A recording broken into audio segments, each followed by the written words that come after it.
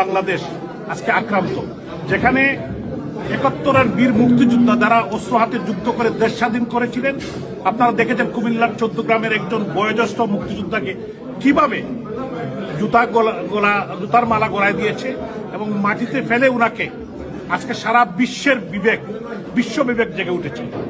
এই ডক্টর ইউনূস, এই রেজিম, জবরদখলকারী সরকার সারা বাংলাদেশে আজকেও একটি ছেলের হাত কেটে ফেলেছে।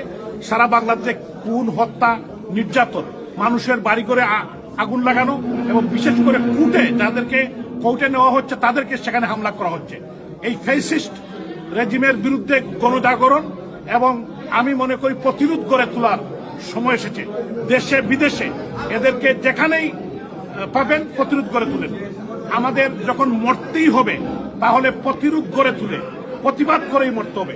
এবং সারা বাংলাদেশের আওয়ামী লীগের স্বাধীনতার সপক্ষের, যুবলীগ, ছাত্রলীগের নেতা কর্মী যেখানে পাচ্ছে তাদেরকে হত্যা করছে, তাদের মা বোনদের গায়ে হাত তুলছে। আজকে রাজশাহী তো দেখি হামলা করেছে প্রত্যেকটি জায়গায়, এবং গত প্রায় 5 দিনে প্রায় 100-র উপর লোককে হত্যা করেছে।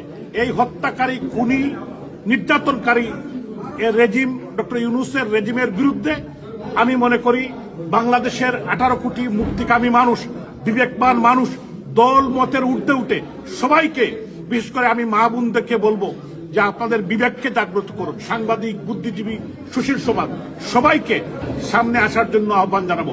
কারণ এই দেশের মানুষ 30 লক্ষ মানুষ রক্ত দিয়ে দেশ স্বাধীন করেছে। 3 লক্ষ মা বোনের ইজ্জতের বিনিময়ে আমরা এই লাল সবুজের পতাকা পেয়েছি।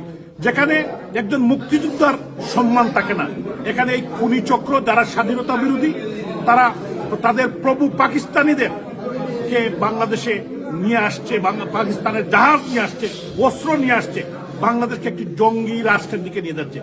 ওদেরকে আমাদের দমাতে হবে, ওদেরকে প্রতিরোধ গড়ে তুলতে হবে এবং ওদেরকে আমরা আগামী দিনে বাংলার মাটিতে অতীতেও কোনোদিন এরা টিকে থাকতে পারে নাই। আমি বিশ্বাস করি খুব শীঘ্রই under the leadership of her Excellency Sheikh Hasina বাংলার মানুষ আবার জেগে উঠবে।